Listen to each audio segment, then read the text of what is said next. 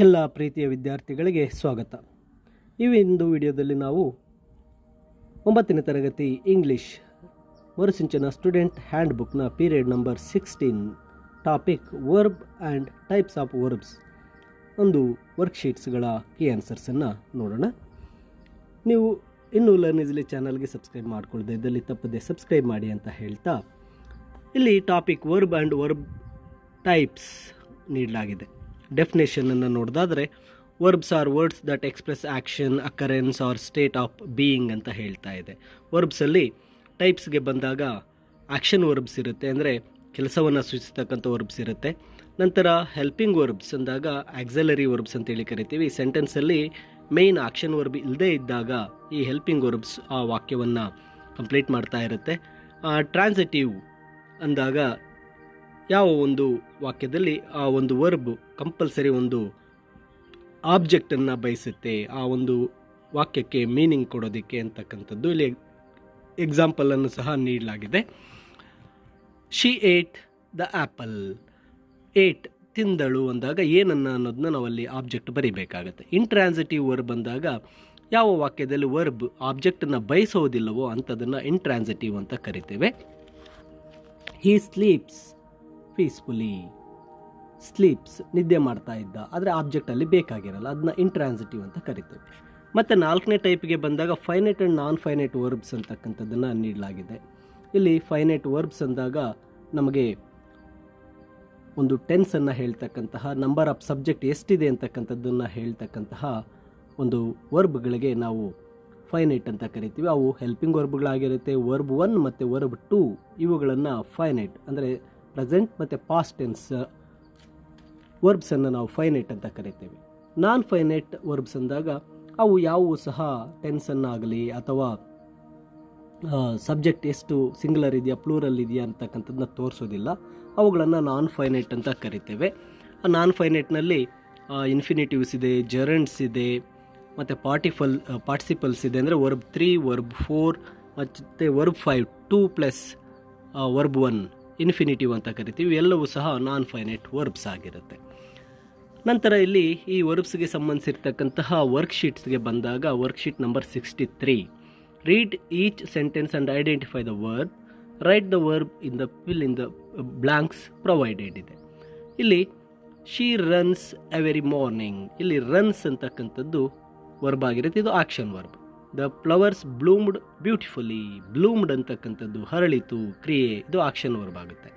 They are my best friends. Are ಅಂತಕ್ಕಂಥದ್ದು helping verb ಆಗಿರುತ್ತೆ. ನಂತರ the dog chased the cat up the tree. Chased ಅಂತಕ್ಕಂಥದ್ದು verb, action verb. He plays the guitar. Plays ಅನ್ನೋದು ಸಹ action verb ಆಗಿರುತ್ತೆ. She sings melodiously. Sings ಅನ್ನೋದು action verb. ನಂತರ students were playing. ಇಲ್ಲಿ ಎರಡಿದೆ. ವರ್ ಅನ್ನೋದು ಹೆಲ್ಪಿಂಗ್ ವರ್ಬ್ ಆದರೆ ಪ್ಲೇಯಿಂಗ್ ಅನ್ನೋದು ಕ್ರಿಯೆಯನ್ನು ತೋರಿಸ್ತಾ ಇರುತ್ತೆ, ಆಕ್ಷನ್ ವರ್ಬ್ ಆಗಿರುತ್ತೆ. ನಂತರ ವರ್ಕ್ಶೀಟ್ ನಂಬರ್ 64.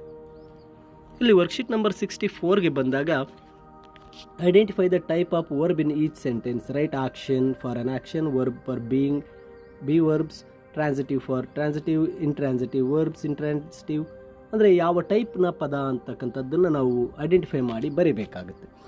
ಇಲ್ಲಿ ಮೊದಲನೇ ವಾಕ್ಯ ಬಂದಾಗ she is singing a song. Type ಅಂದಾಗ ಅಲ್ಲಿ ಈಸ್ ಅನ್ನು ನಾವು ಅಂಡರ್ಲೈನ್ ಮಾಡಿದಾಗ ಬಿ ಫಾರಮ್ ವರ್ಬ್ ಆಗುತ್ತೆ.